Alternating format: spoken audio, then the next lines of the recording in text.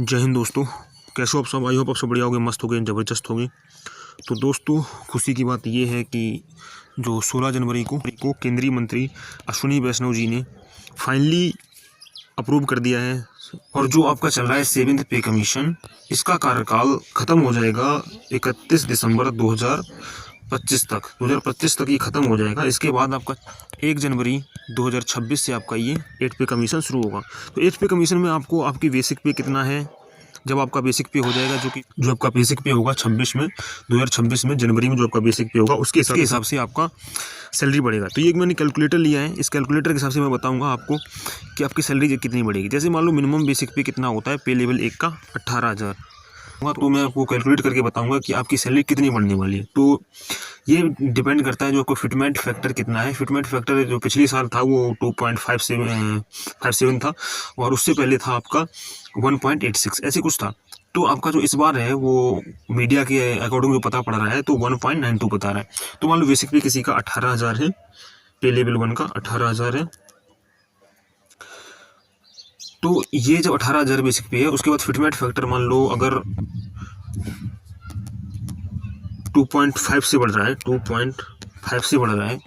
D को मुझे अभी पता नहीं, डीए के बारे में कोई पता नहीं है, इसका 0 मान लेते हैं। तो आपका जो बेसिक पे बनेगा वो कितना बनेगा, जो आपका जो नया बेसिक पे बनेगा वो आपका बनेगा जाके 45,000। अगर 18,000 किसी का बेसिक पे है और 2.5 फिटमेंट फैक्टर के अकॉर्डिंग बढ़ेगा तो उसका बेसिक पे बनेगा 45,000।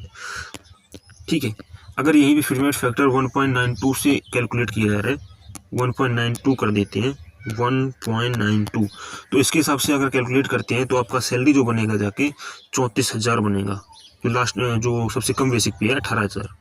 इसी के अकॉर्डिंग ये आप कैलकुलेटर में कैलकुलेट करके देख लीजिए आपका सैलरी जितना है। जैसे मान लो मेरा सैलरी है जनवरी में हो जाएगा मेरा 2026 में 27,900। जब 27,900 होगा तो मेरा फिटमेंट फैक्टर 1.92 के हिसाब से कैलकुलेट करोगे तो मेरा नया जो बेसिक पे बनेगा जाके बेसिक सैलरी बनेगी जी वो 53,568।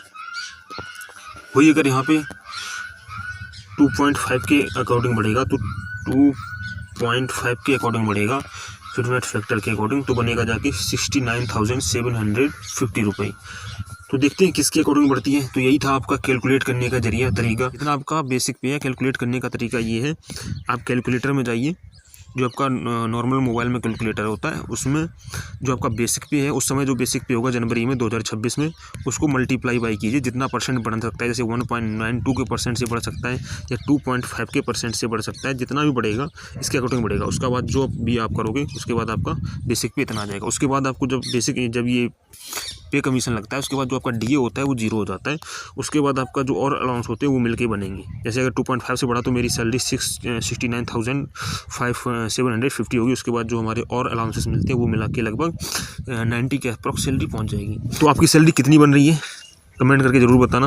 मिलते हैं नेक्स्ट वीडियो में, जब तक के लिए जय हिंद।